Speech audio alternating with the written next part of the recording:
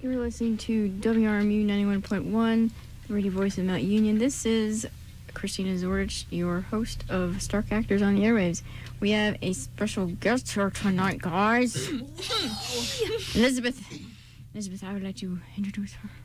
Well, I brought my friend along here, and she is so enjoying being put on the spot.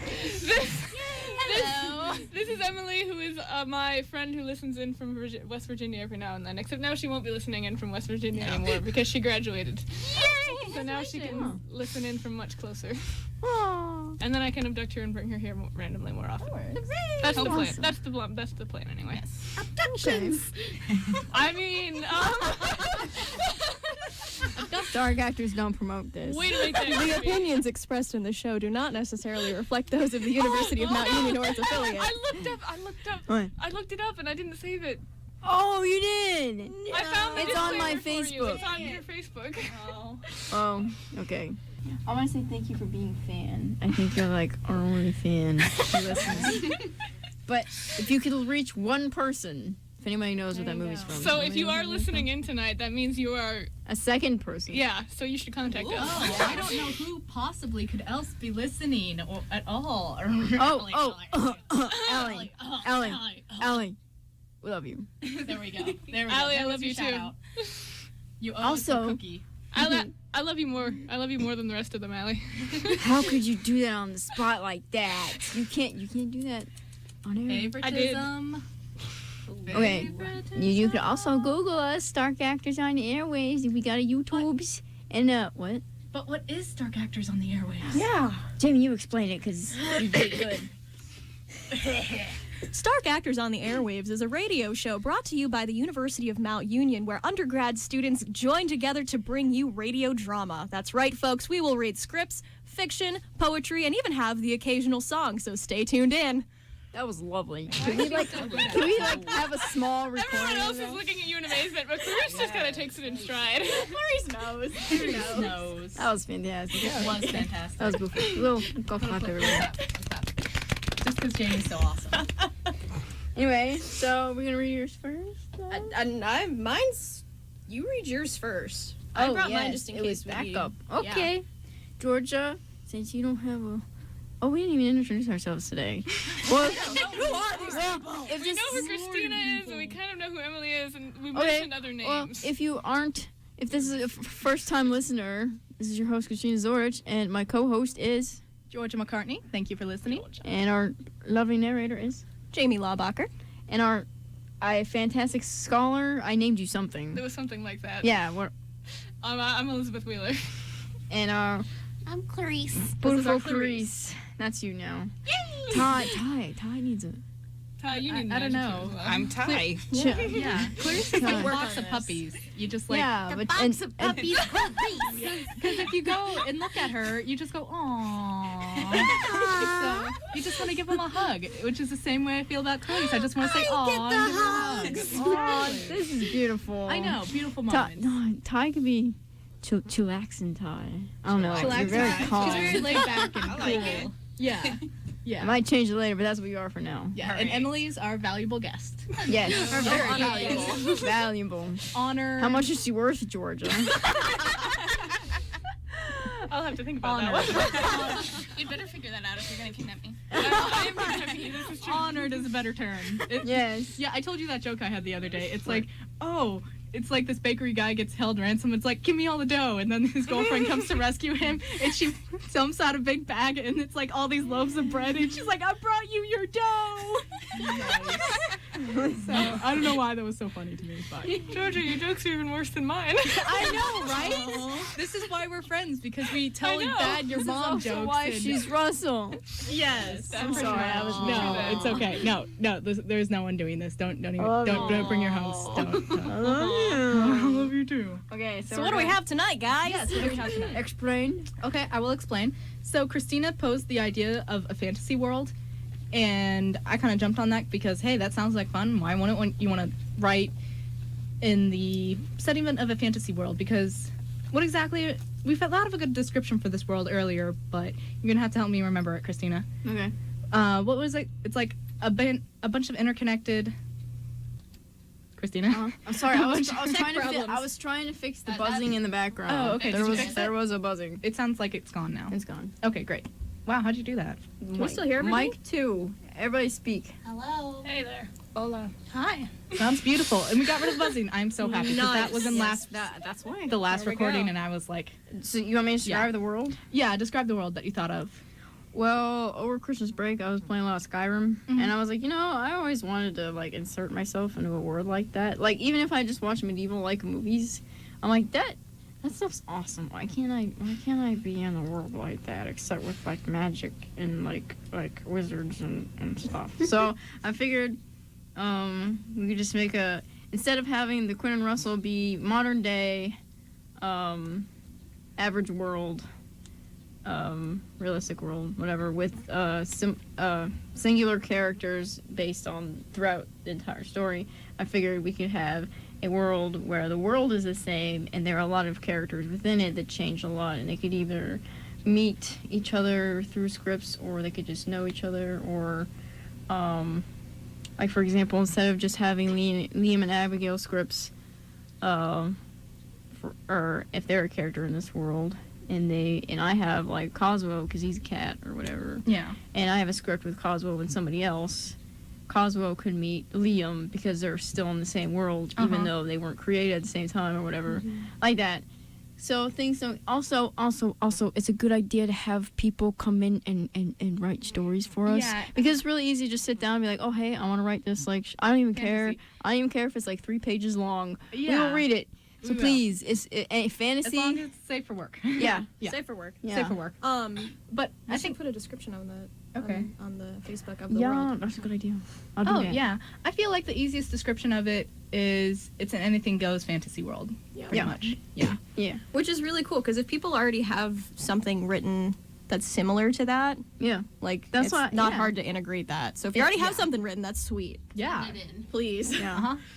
Yep. So, feel free to jump on that if you ever want to, like, hey, I want to write a fantasy story and send it to us. And if you're like, hey, I want to write a fantasy story with any of the cast members, jump on that. Yeah. And One just let us know through Facebook. Yes. Just Google Stark Actors on the Airwaves. One Anyway, last, go ahead. One Yes. last thing about that, because I've had people I go like, oh, are you interested in writing for the show? And they're like, oh, I don't know, because I haven't been able to tune in and I don't know what the stories are like. So you Doesn't don't matter. Doesn't matter. You really just don't. gotta Literally write does not matter. singular stories, guys. It doesn't have to be connected to Quinn and Russell. Yes, I mean, it actually can be. Like, if you're like, hey, I want my character to meet Russell, you just hit me up, and I'll be like, sure, Russell will meet your character. Or if you just, like... Unless you're trying to steal his girlfriend away. Yeah, That unless don't you're, like, work. That's trying not to cool. rewrite his story. It's like, oh, my character is going to be Russell's new girlfriend. I'm like, no. No. Okay, but if it's, like, just meeting up, I'm like, that's okay. But, I mean, none of your stories have to be connected to these stories. These are just, like, prompts that we're following. So, yep, so you can follow the prompts or write your own thing. It's entirely up to you. Yeah. So, without further ado, Okay. who's gonna take it away? What did you want to explain the story? Oh. Your idea. Um, That's why I wanted you to introduce it. yeah, that's kind of what I did. I mean, it's a fantasy world, and Okay. this is just the idea. I kind of had the inspiration after I played a game. I'm like, oh, I just want to go write this story. So, and then I had the inspiration to write it. I'm like, hey, Christina, you want to help me write the story? So Christina came and helped write the story with me. So I don't know. I feel like anything else would give too much away. Of You it, had so you had the general idea of what you wanted to happen, and I helped make it the happened. one character and how it happened Yeah, with you. I helped make it happen. exactly. I feel like that's but a you good had way the to base describe idea, it. and I want to give you credit. Oh, thanks. Well, Well- let's hear them. Yeah, let's dive right in. Jamie, would you like to do the disclaimer? Yes. The following is a work of fiction. Any resemblance to real people, living or dead, is completely coincidental. In short, we love you. Please, please don't sue us. It's beautiful. Okay, it's The Giant and the Fairy I'm actually sitting chill for this one. by Christina Zordich and Georgia McCartney. I was gonna say before. Sorry. What? If you want to go over there, we could have 2 on a script. Oh, that's true. That works. Not to send you Guys, time. actually, that one's the one that's buzzing. You gotta use that one. Oh, okay. We're hopping over. Technical difficulties. Please hold. Please hold. Look at a cute picture of a We're hamster. professionals, I swear. Oh, hi, Ty. Ty's over here. Hi. I've never been on this side before. No, you know how. Okay, here we go. Sorry. What? No, we're starting over now. Okay, Giant and Fairy, written by Christina Zorich and Georgia McCartney, and listen to the lovely narrator and say, don't sue us because this is our stuff. Okay. A group of tiny fairies flew through the harsh winds. As their little wings flapped, the tiny creatures huddled close together. After all, they were flying through one of the more dangerous parts of their world. The extremely cold weather wasn't helping their travels. They needed to get to a warmer climate, and fast. The group kept on going until a strong gust of wind came through, and just like that, the large group of fairies was separated. In a panic frenzy, the fairies did their best to regroup and move forward. But one of the fairies was blown back so far, she smacked into the back of a large tree branch. She fell to the ground and collided with a rock. A few of the group fairies began communicating amongst themselves, about to go down and rescue the stray. But another gust of wind came that almost separated the group again. The leader fairy motioned for them to continue on without the lost one. It was for the best, after all. If they tried to rescue her, more might meet the same fate, and they had to think of the group. And so the group flew off, leaving the stray where she was. Large footprints were indented into the snow. Whatever sunlight was shining through the clouds allowed the figure to cast a shadow that was even more intimidating than the sounds of the snow crunching as they approached. But the footsteps stopped at the sight of the small being. The figure lifted the fairy up and held her between its large hands. When the small fairy woke up, she was met with an unfamiliar sight. She looked up to see that she was now in a gigantic room. There was a large ceiling that spanned farther than she could see, and large equipment scattered everywhere. She blinked and moved around. The fairy seemed to be in something large and ceramic. Was it a pool? The small creature then looked up to see a large creature of massive proportions. A man with long white hair stood at a fireplace, stirring a pot and turning a skewer. He reached over to his wooden cabinet, adding seasonings to the pot and tasting it as he drank from the ladle. He hummed contentedly, his voice seeming to shake the room. The fairy felt great fear at the sight of the cooking giant. A wave of panic washed over her as she began trying to find a way out of her prison. With a tiny grunt, she tried flapping her wings. But when she did, the fairy felt a large surge of pain. After wincing in discomfort, she decided to find another way to escape. She began rocking the large teacup that held her back and forth. Maybe if she could get it to tip over, she could make a run for it while the beast wasn't looking. After a few attempts, the fairy rocked the teacup over. But what she soon found was that she was placed precariously near the edge of a very tall table. The teacup and the fairy then began falling off the table, hurtling toward the ground. The man turned around at the sound of the ceramic teacup moving around on the table. One hand reached out to catch it before she fell. The other caught the teacup. Where were you going? The giant's voice echoed deep within his chest. The fairy was terrified. She quickly lurched forward and bit down on the giant's palm. The giant chuckled. It only tickled. It didn't even hurt. No need to bite.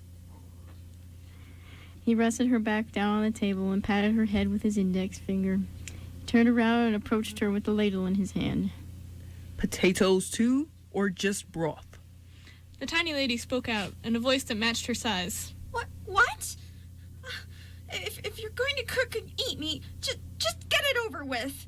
I can't take this. I don't care what I'm going to be cooked with. Tears began to stream down the fairy's cheeks. The man blinked, looking at the small being. There was a pause as he thought about what she meant. Oh no! I wasn't going to eat you. I apologize if you got that impression. He filled the teacup with soup and handed her a thimble for a spoon. You almost froze to death, so I wanted to help.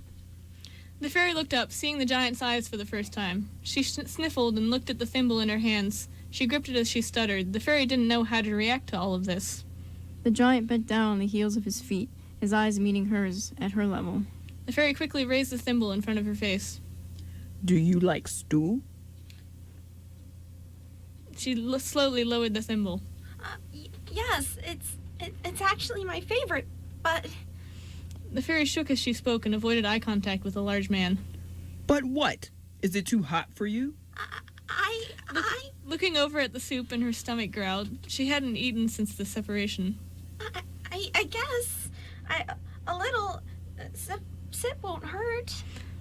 The fairy gave the giant one last look and walked over to the teacup filled with soup. She sat on the handle and slowly dunked the thimble in the mixture. The giant's eyes widened, a smile curling on his lips. He wanted to jump up and down in excitement. He hadn't had a guest in so long. Everyone was always so afraid of him, and this was the first time he got to talk to a fairy. He wanted to know everything about those little beings. Even though they seemed minuscule, their work with keeping nature intact always fascinated him. If it weren't for the fairies, the seasons wouldn't be the same, and the trees wouldn't know when to fall when winter came. Just as the fairy was about to take a sip, she noticed the giant's close proximity. He was leaning in, and she became very frightened. Startled, the tiny lady lost her balance and fell frontwards into the teacup of soup. Ah! The giant quickly picked up the fairy with his index finger and his thumb, placing her on the table and getting a napkin to dry her off. You must be more careful. I don't want you to get burnt. Are you all right? The fairy then started crying as she trembled under the napkin. I'm not all right. I'm so scared and confused. And my wing is broken. And you, Mr. Giant, giants aren't supposed to be like this. I like that you are. Everything is upside down and crazy. And I lost my group, and I don't know how to get back, and... What are you talking about? I'm trying to get you better so that you can go back to your loved ones. He turned back to the fireplace and got himself a bowl of stew, taking a bite of some rabbit that he had cooked over the fireplace, and he sat down in a wooden chair. Why are you being so nice to me, Mr. Giant? The long-haired giant took a sip from his bowl and then began adding more salt. He placed the salt shaker on the table and grabbed his spoon. You are shocked because I am not like most of the giants. I understand. As you can see, I live here alone. No wife or younglings. Not even a brother or my own mother is here to share this meal with me. But you are. I am abandoned because I am not like the others. The fairy looked down and then looked up at the giant. So, you're alone too? The fairy reached out for the giant's hand when it was near the table. She wrapped her arms around the large man's pointer finger. The giant looked down at his hand as he felt a light touch on his finger. What are you doing? Is something wrong? Are you not warm enough?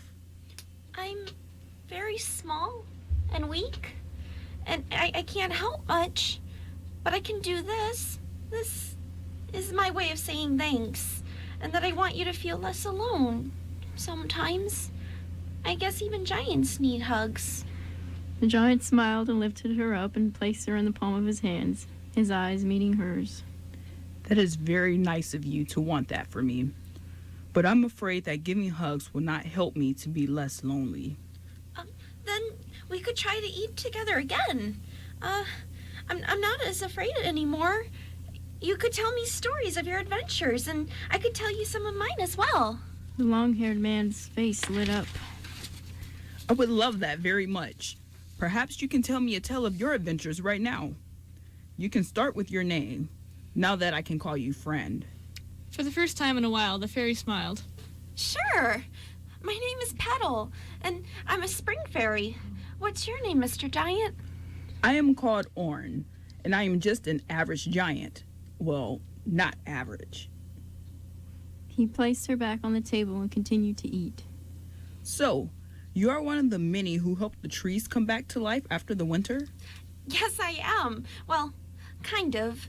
I'm the runt in my pack, so I don't have enough power to bring the trees back, so I wake up the flowers instead. The man turned and looked at a clay pot in the corner of the room. He stood from his wooden chair and picked it up, looking at its limp state. I have a flower that I use as medicine, and it isn't faring so well due to the cold. Do you think you can help it? It would be my pleasure. The tiny lady then climbed up the side of the pot. She stood in the soil near the flower, smiling as she waved her hands in an elegant manner. Her movements resembled those of a music conductor. Color slowly returned to the flower as it stiffened, and one of its blossoms came back into bloom. She looked up at the giant eagerly. How's that, Ord? The man's eyes widened as he took a look at his plant. It's beautiful, and I finally got to witness a fairy's magic with my eyes. I will be sure to treasure this for all my days. He walked to his bedroom and put the plant on his bedside, sitting down on his bed. Oh, it looks as lovely as the day it first sprouted. Is there any way I can repay you? The fairy smiled, and as she admired the beauty of the flower, she wanted to get a better view of the blossoming top half of the flower, but she remembered her wing was broken. I would very much appreciate a small stint and bandage for my wing, if you please. I think a toothpick would work even. The giant hummed, scratching his white stubble on his cheek. I could fix your wing if you wish. The plant that you just cured is good for injuries, but I haven't tried it on small creatures like yourself yet. He leaned in and plucked a leaf from the plant. I shall try it anyway. Are you a giant, Doctor? The fairy's eyes lit up. She beamed as she watched the man harvest the necessary ingredients. How do you make the medicine? Do I just eat the leaf or do you mix it up? The small lady grabbed onto the giant's hand, peering over his large palm in attempts to see how he did his work. I am not a doctor, no. One must learn these kinds of things if one must live alone. The giant's hands lifted her up and rested her in the palm of his hand. The fairy happily looked over the giant's fingers, intrigued at how fast the scenery moved by. He walked out of the bedroom and into the kitchen again, looking around for his medicine vials. If I boil the leaf into a tea for you, it will help your wing heal faster. But I will want to monitor you tonight in case I gave you too much of a dose. He placed her on his shoulder and continued looking around. If that is all right with you, of course. That will be fine by me. It seems that I'm in need of a place to stay tonight. With a tiny smile, the fairy reached up and began fiddling with the giant's long hair that was on his shoulder. It was white as snow, and it felt very clean and soft. Hopefully you will be able to find your friends once you and I are better in the morning. The giant returned to the fireplace and began working his magic. He put the leaf into a small bowl and poured water into it and waited for it to boil. After the water became a slight green color, the giant stood up and placed the bowl on the counter. Taking out a small glass vial from the cupboard, he dipped the vial inside of the bowl and filled it up. This is the smallest vial I have, so I think half of this should be enough. If not, you may take the rest in the morning. That works for me. He held the vial up to his shoulder for her to take. Pretty useful, don't you think? Yes, indeed. You're very resourceful, Oren. The fairy dropped the small braid she had been working on so she could grasp the vial. She tilted her head back, careful to drink it slowly and not make a mess. After a few tiny gulps, she was finished. It wasn't even that bitter like most medicine. It was a bit tart, with a hint of sweetness. Petal held the vial out for Oren. Thank you. Here's the leftovers. Welcome. I'll hold on to it if you need more. Oren took the vial and walked back to the bedroom, looking around. Now to find a place for you to sleep tonight, so that I can keep an eye on you. Where do fairies normally sleep? When the weather is nice, we usually sleep outside. But when it's cold, we sleep in our bedrooms that are at the base of the tree trunks. The fairy smiled. She then took a look around the room. It was a lot like her own room, only a gazillion times larger. She smiled when her eyes landed on a flower bed sitting on a nearby windowsill. Oh! The fairy tapped the giant's shoulder and jumped excitedly up and down. Are those moonflowers? I would love to spend the night in that flower bed. Oh, yes, they are. He walked over to the windowsill and offered her his hand so that she may carefully come down from his shoulder. The fairy grabbed onto the small braid she had made to steady herself and climbed onto the giant's hand. You like moonflowers?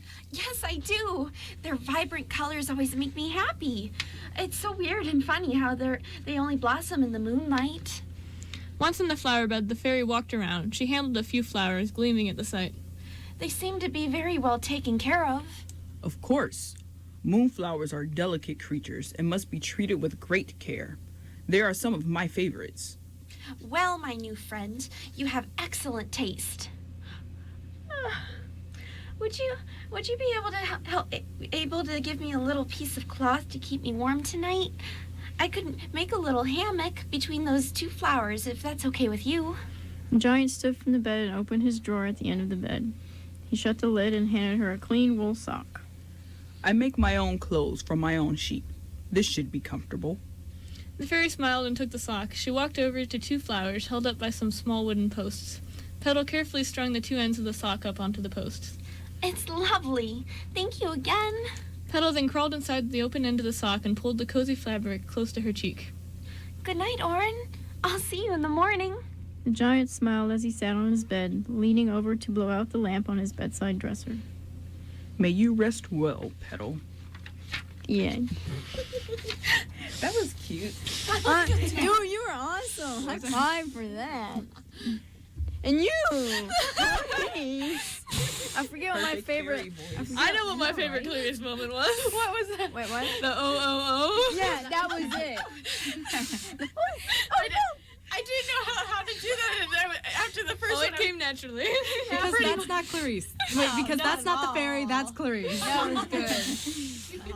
That was cute. That was super cute. That was I like so that. much fun. Oh, I'm glad. I love That was good. I'm glad That you was guys liked good. Yeah? So if they come back, you guys are voicing them again. I know. Oh, We have got always. our voice That actors was here. perfect. It was. See, she agrees. She agrees. Okay. Brief commentary about the script. My other favorite line is definitely the even giants need hugs. That was Yeah, Yes. that was adorable. that was. I wanted to. Georgia was like, "Is that too corny?" And I'm like, "No, it's cute. Keep it." Our audience likes corny. I mean, just look at Quinn and Russell. Yeah. I was really scared. I had only read you only gave us time for reading a little bit, and I had read that I was supposedly getting eaten, and I didn't read farther than that, and I'm like, oh my god, this is like a story of me trying to get out of here, and then. I succeeded. I fooled her. Yeah, you did But it. then when you said I was I'm not getting eaten. That excitement was genuine. This is called method acting. It's genuine excitement. Yes.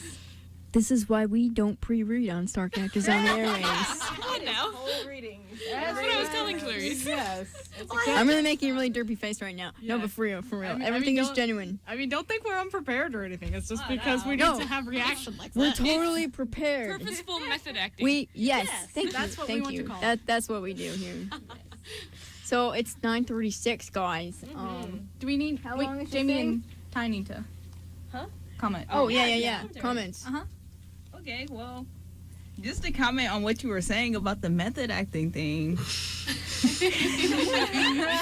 That's so true, but it's cool to be able to be doing the acting and then finding out what's happening while you're acting. Right? So all your reactions kind of come out in your voice while you're reading. And I just think that's so cool. As if you are the character. reacting Yeah, to if you this, are the 'cause, character. I mean, the fairy doesn't know. I mean, Clarice doesn't know. I didn't know. I was scared. Yep. Jamie? Yep.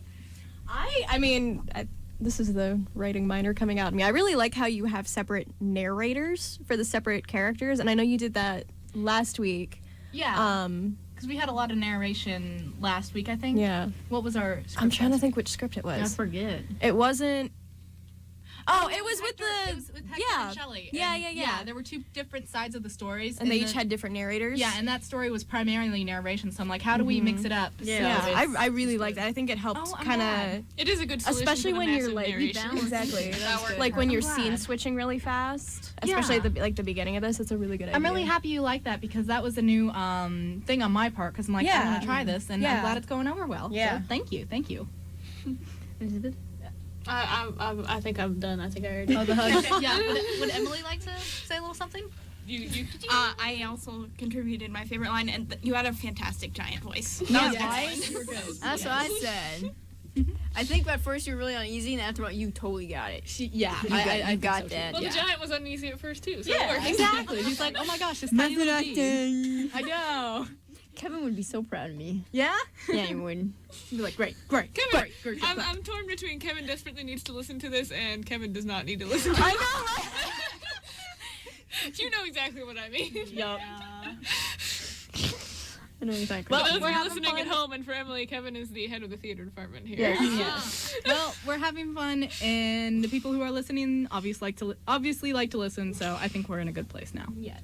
So, Jamie, Yeah. come on over here. Come where I So- am. Yes, explain this. I want to know this. Some of you people can probably transfer over here to give Jamie room. Thank you. So, okay. Hi, beautiful. Hi. So, I'm really bad at writing fiction. Well, you're writing minor? I'm a writing minor. Yeah, Yeah. okay. Yeah, but I There was was thinking some about drama. stuff I'm earlier. like, oh god.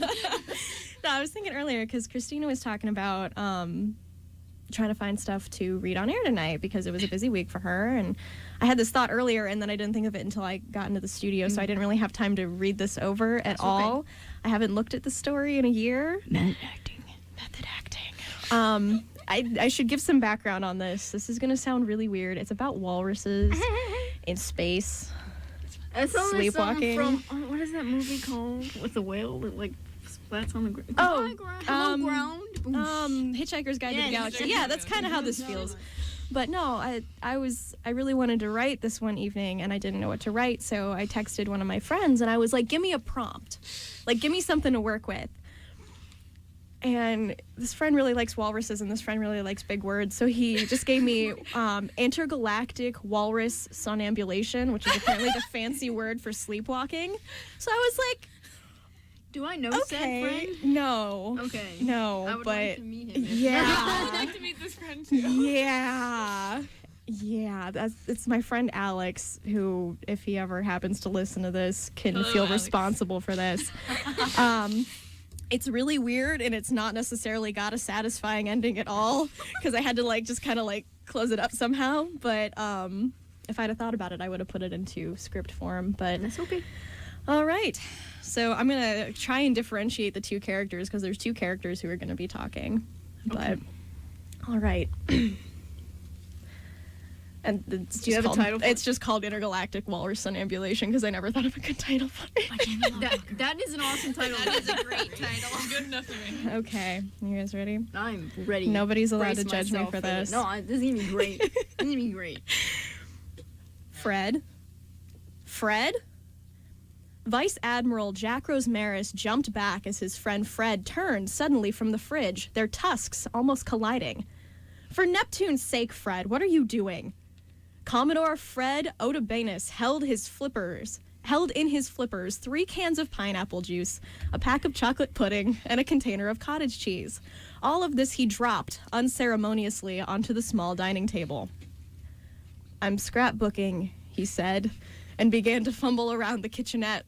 His mechanized legs scraped and occasionally tripped, nearly sending the large brown bulk of his body toppling over. As Jack watched, stunned, his friend pulled out a colander and a whisk.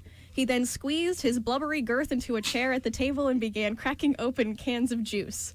It was then that Jack heard the buzzing. He passed through the kitchenette into what operated as a sort of rec room for the moonship. The small couch was rumpled as it had been left, with a flute lying on one of the cushions. Several other small instruments, a stack of buckets, an exercise ball, a near-obsolete gaming system, and a small bookshelf were wedged in among several other assorted seats.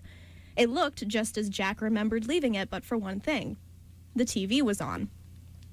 The screen showed only static, but rather than the ragged white noise that would usually produce, there was a high, constant buzz. Jack crossed the room to turn it off, but nothing happened. He hit the power button several more times, fiddled with the volume, still nothing. Fred, what did you do to the television? The only response was the sound of another can being cracked open. Jack took another glance at the calendar watch strapped around his tusk. Today was the correct date for wake-up, but was it possible that Fred had been out of hypersleep even longer? Jack walked back to the kitchen to find Fred whisker-deep in chocolate pudding and juice, all mixed into the overflowing container of cottage cheese and copiously splattered about the kitchen by vigorous whisking. Jack had a vague outline of a plan in his head. Fred was sleepwalking, obviously. Somehow, he'd emerged from his sleep pod before the correct time, and his body was ambulating despite still being under the allotted dose of sedative. If that was the case, it would be a matter of 24 hours before Fred's consciousness caught up with his body. Until then, Jack needed to contain him before he ruined anything else on the ship. "Fred," he said. No response. "Fred! Do you remember the roller coaster in Siberia?" A glob of the concoction dripped to the floor. "Fred, you've never been on a roller coaster. Mom thought it would ruin her sardines." "Her what?" "Her birthday." Jack chewed the tip of his whiskers thoughtfully for a moment before proceeding. "Hey, Fred. How's that scrapbook coming along?" "I'm out of glue." "That's no good. You have to have glue to scrapbook." "It is." Jack hesitated, not sure whether the incoherency should worry him. "Well, Fred. Hey, Fred. I think there's some more glue in the sleep chamber." Fred looked up suddenly. "There is?" He shoved his chair out from the table and quickly made his way to the rec room. Jack sighed, frustrated. This was completely the opposite direction from where he needed his friend to go. He followed after, rolling his eyes and thinking to himself once again how much the association underestimated what he had to deal with here. He pulled a face at the fridge magnet of his employer's insignia. World Association leading the revolution to uplift science. Certainly. Uplift science. Their ship, the Carpenter, could barely lift itself. What sort of scientific breakthroughs could the association expect a crew of 5 to make in a Class D Mooney? This wasn't what he'd signed up for at all. Floating around on seemingly pointless recon assignments, writing endless reports, dealing with sleepwalking crewmates. Fred was staring at the TV, which still buzzed and fuzzed at the end of the room. Jack came in and stood beside him. Fred? No response. Fred stared blankly at the screen. Jack waved his flipper in front of his face. Fred? Fred! Suddenly, Fred's eyes flashed and he caught Jack's flipper in his own. Jack? Jack, what in Neptune's name? Jack drew back his flipper. You were sleepwalking, mate. Fred frowned. What? Sleepwalking. Somnambulating. Your pod must have had a date error. I noticed it open when I woke up and I came looking for you. You were in the kitchen mixing everything in the fridge into Neptune knows what. You were talking about... Scrapbooking? Yes. Fred's whiskers twitched.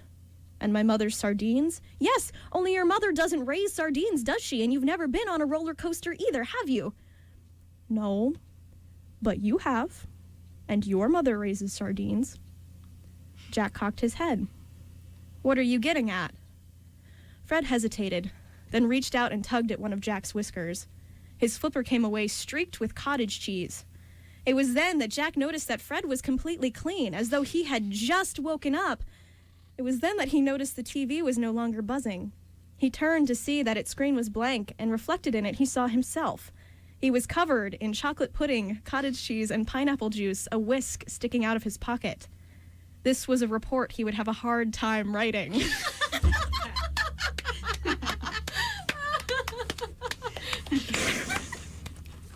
I'm sorry, I'm gonna need one of these every week now, Jamie. My genuine response to that,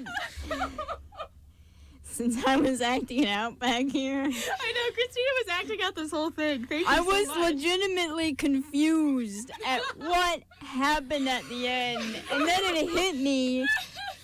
And then I felt his pain. Georgia, did you record any of that? I took a few pictures of Jamie. She's just like, she's got the script, and she's like, I'm reading the script. And Clarice is on the other side. She's like, Oh my god, it's beautiful. I'm sorry, I lost it at blubbery girth. I lost it at your acronym Walrus. Thank you so much for catching that. And the carpenter. Yeah. And the carpenter. Yeah. Wait. Where that Yeah, the name World of the association he worked. leading revolution uplift science. Yeah. It's like Walrus. That is. Why didn't you want to read that? That was great. Because I hadn't read it in like a year. I couldn't remember if it was any good or not. How could that not be good? I don't know. With a concept like that. How do you come up with that? I didn't. Alex did. Alex did. Well, you made it come to life. And I just made it more come to life by acting it out. Thank you. Well, I'm glad you guys liked it. That was fun. I don't write fiction very often, but you maybe do you it should. brilliantly. Yeah. You do it well. thank you. do it Can you at least make it like a once-a-month thing? Yeah, I can try. I'll have to call Alex and be like, dude, they want more help. No. I'll give you a prompt. Okay, what's my prompt? The main is about clowns. Okay. And Are they're we talking not about in a American- circus. Okay. They're in a water park. So clowns They're in water clowns working in a water park, park. Okay. like SeaWorld or something. Okay. And they have to escape the water park by riding on the whales. Okay. Can you do that? I'll see what I can do. Write that down. You should like text that to me so I can have it on my phone. I'm thinking about Elizabeth the is dying. Texting that to you right now. Do it. I'm thinking about the clown from American Horror Story. Yeah. Oh, creepy. Yeah. No creepy clowns. That's Good. Are you okay? No. Is that good? won't their makeup melt off? Waterproof. That's just a risk they're gonna have to take, Clarice. Oh, They're gonna have to know their identity sooner or later. Oh gosh. I think I have an idea. Yeah, do it. Do it. Okay. Do it. Okay. Well, also for the record, Christina, I have a deathly fear of whales. Oh. Wait, do you? I do. I have a fear of fish. Well, And so fish are creepy, but whales are. whales are Or essentially giant fish. Are dolphins I've nicer? touched a dolphin. Dolphins are cool. Then they ride around. They ride around dolphins. Okay, dolphins. No. You have to stick with the whale story. You want the? It's okay Yeah. with whale. Okay. All right, it's whales then. Okay. Wow, we're having like phobia. It's like whales and clowns. Is anybody here afraid of clowns? Just hearing about whales is fine. It's Okay. Seeing the whales. Okay. Yeah, they are a little creepy. A little bit. They kind of are. Can Dory from Finding Nemo come in and speak whale? Just pop up. a copyright issue, though. No, they have to be the killer white. No, whales. The black and white. The orcas? Killer, like shaman. Orca Orcas. whales. But Orca they're not whales. technically whales.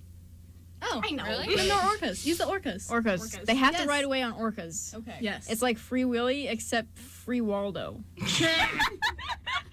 Is Waldo the clown and he's Yeah, trying to get Waldo free? the clown. Waldo. I'm writing that down. I texted it to you already. Thank you. Yes. I have to write it in my notes. George is so on top of things. I know, Everybody right? go on without me. I'm gonna take a minute and write this down. Okay. Go on so- without you. that That came sounds up so with that. dramatic. Beautiful. So we should have some commentary like we usually do. So I wanted to talk about Quinn and Russell because I missed them. Except after that. Or did anybody want to say anything more about the script you already read today? I I'm can't sorry. say anything else I'm about really the on Walrus. the line. I don't mean to keep. oh, it's okay. What I wanted to say about the script was I was like, how are you possibly going to do a script with that kind of prompt? And she did it. I am impressed. It was I feel a really late night that I night. feel like there's like a tiny She may needle have been hole. sleepwalking. Yes, She a may have tiny been needle hole, sleep and people are like, "How are you ever gonna thread this needle?" And Jamie's like, "I got this," and she does it, I'm the and I am in sleep awe. Can I have a copy of that? Oh, of For this? sleep. Yeah. You can have this one. I want it. Yeah. That is fantastic. When did you write this? Excuse me. I think it was like a year or two Year ago. ago? Like it's old. That's fantastic. I'm Write a this year or stuff- two old. I Yes, you know. are, Jordan. Yes, Anybody else want to say any more comments? Are you good? I'm good. You I everybody got good? it out of my systems. Yes. Okay. So, What's going on in the world of Russell and Quinn right now? that's a good question. That's a good question. We're skipping around a bit because we're kind of at a block where we are right Yeah. now. We hit a wall, but we're working on that, and hopefully we'll get you the next installment next week. But for now, we're sometimes we as authors we get the next because we've got like a lot of things planned out. We're like, Yeah. oh, what if we start writing this episode now? So we're like, Whatever I we're want in in the the mood future- for, literally rewrite. exactly. So that's why it makes it so good. It's like because we're always in the mood for it. It's like, so yeah, That's their secret. it's our secret, I can folks. tell they do it too because Elizabeth and Emily are Constantly. like, Yeah. That's Yeah. what we do nightly. Yeah.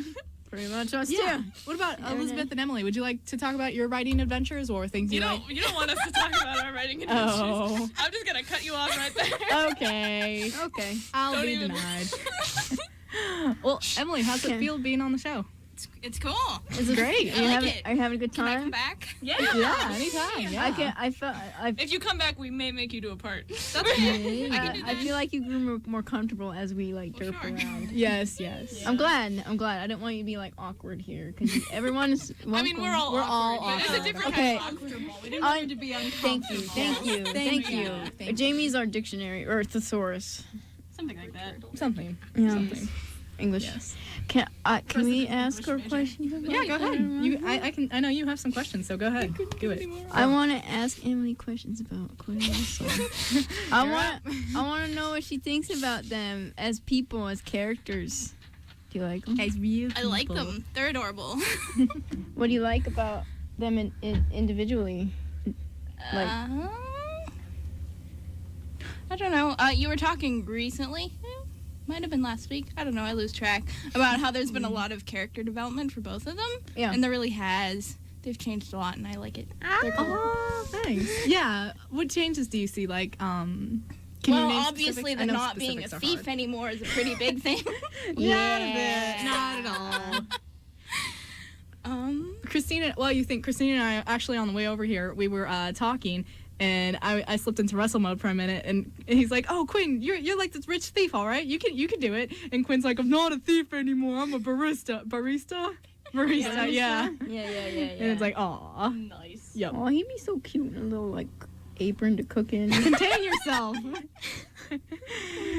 Yes, but what was the other thing you were gonna say, Emily? like Was there another thing? yeah, like going on the character development and changes Oh. and Personality. yes. I also always enjoy romances as character development. So that's also adorable. Oh yeah, I was gonna say there isn't much of that, but I mean there is a little bit of that in There's with Russell and romance. Rosanna. Oh, I thought Yeah. you said yeah. Yeah. I thought you said romance. Yeah, No. romance is with Rosanna and then bromance is with Quinn. Well, so, yeah. Yeah. Yeah. Yeah. Count. Both count. Sure. Yeah. It's a similar dynamic, honestly, Yeah. either way. They're getting to know each other and love each other yeah, more. like, Mhm. and then you just like fall in love with their friendship. Exactly. Yeah. I feel like Rosanna, she was already in there, and it's like you don't get to know her as much. But like Russell and Quinn, they just started off right off the bat. Yeah. Yeah, neither of them knew each other, but yeah. Anyway, more comments on your end, Emily? I love hearing these. I can't get enough of them. I know. I want to know. Oh my gosh, a real person. There's actually people on the other side of this microphone. I know. Probably it's should so have warned you weird. about There that. are people outside the fishbowl. Yeah. Yes. Oh, Amazing. I want to know what you think, like character-wise for them, because Oh, but she's in the fishbowl now. It's true. This is true. we took her Wild. in. No, I just because I'm like Quinn's too much like me, except a dude, and who can eat because I can't, and I'm just like, I don't know. Do you like him? I do. I mean, I don't know you very well, so I can't say whether he's like you or not, but I do Okay. like him. It's true. You have to remember that people listening don't know these things. Yeah. Well, now they do. If they Well. took her in. Now they Yeah. do. What about Russell? Who cares about Russell? I care about Russell. Excuse me? I care. What about him? Oh, do you like anything about him? Character traits? Do you like the character in general? Yeah, I like him. If you wanted specifics, you should have warned me like 2 weeks ago. Oh, I'm sorry. It's okay. Yes. But if you want Sorry. to For all intents and purposes, treat her as an English major. okay, She if will you treat it that You needed to seriously. give her the prompt like 2 weeks ago. Tell her like a minimum page limit. okay, well, Whoa. okay, well, Like, please explore these points of these characters. Choose a prompt and write an essay on. You would know this too, yes. No more essays, I'm sorry. That's, no, Oh, sorry, she I is am graduated, jealous. so no more essays. yes. I I was gonna say, respect that. I was gonna say 2 weeks from now, I expect a comment on the Stark Actor as an Airwave page. Technically, I still owe you an essay. Actually, I never got around to God. that. You want to say something? Yeah. I didn't sign up for essays, by the way. No, it wasn't radio related. Okay. Well, hopefully Ty feels better soon. Oh, Okay. Aww. go eat. We're like basically. We've got out like of three time. more minutes. Yeah, we we are got out of this. time. We're getting there. Mm-hmm. Well, thank you all. This was great. Yes. It's been fun. It was fantastic. I loved acting out that walrus. I never, You got that walrus. even though you saw me out of the corner of your eye, I completely. you have, saw. I have really good peripheral vision. I saw most of that. You It stayed was really committed, though. funny. I'm impressed. Yeah, I was I cracking had up. some trouble near the beginning. I was like, oh gosh, I'm not gonna be able to make it through this without cracking up. I didn't think that I was gonna do that until I was just like, you know what? This needs a little bit of physical narration, so I'm gonna do this. She's gonna do it interpretive reading Walrus. style. Because I was like, Walrus no, because I style. was like, okay, walrus and space. Because sometimes if it's like a space movie or especially a book, my brain can't comprehend. I'm like, what is this? It's stupid. I'm too dumb. So I'm like, oh, if I physically act this out for myself, I'll be able to understand what's going on better. And it worked. Because at the end, I was like, oh. Yeah. Well, if you're trying to follow it and act it out and it gets switched, it throws you off. Yeah, so that was cool. Anyway, Yeah. we'll sign off. Alrighty. Ty, you want to sign off for us? Sure. Huh? Sorry, stepped on your foot. But this is Ty signing off. In order. This is Elizabeth signing off. This is Emily signing off. This was Clarice. This was Jamie. And this is Georgia signing off. And you were listening to Stark Actors on the Airwaves on WRMU 91.1, the radio voice of Mount Union. And we all hope that you had a good time because we did. And if you want to be a guest on our show, ask us and we'll let you know and we'll probably let you come in. So, we love you. Good night. Have a great weekend. And be safe and warm. Bye.